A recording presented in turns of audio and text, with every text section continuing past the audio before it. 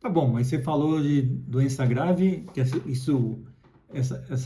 entendimento serve para quando você está em doença grave, mas o que seria uma doença grave? Doença grave, conforme definida na lei, é aquela doença que põe em risco significativo a sua vida ou que exige um cuidado especial, um tratamento mais complicado, né?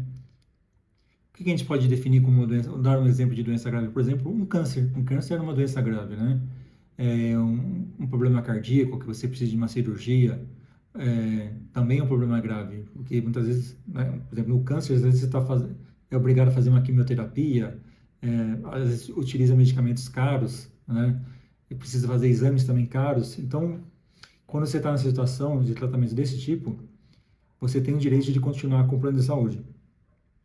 E a gente tem que entender aqui um pouco desse termo de doença grave, mas vinculado à situação. Por exemplo, você pode ter uma pessoa com câncer e ela está trabalhando, não é? E você pode ter uma pessoa com o mesmo tipo de câncer totalmente debilitada.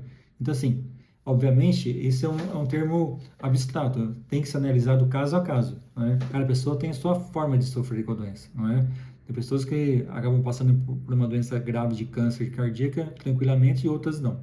E aqui a gente pode dar um exemplo também, uma pessoa que tem diabetes tipo 1.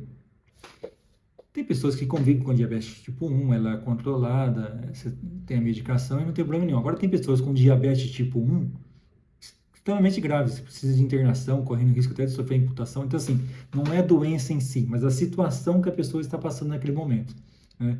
Então, tem doenças que aparentemente podem ser não tão complicadas, mas naquela situação, para aquela determinada pessoa, ela está correndo um risco de grave de vida ou até mesmo uma dificuldade de tratamento. Na diabetes tipo 1, às vezes você tem que entrar com medicamento e ela é difícil o controle, né? Então, assim, a gente tem que entender essa doença grave como algo que está colocando em risco a sua integridade, a sua vida.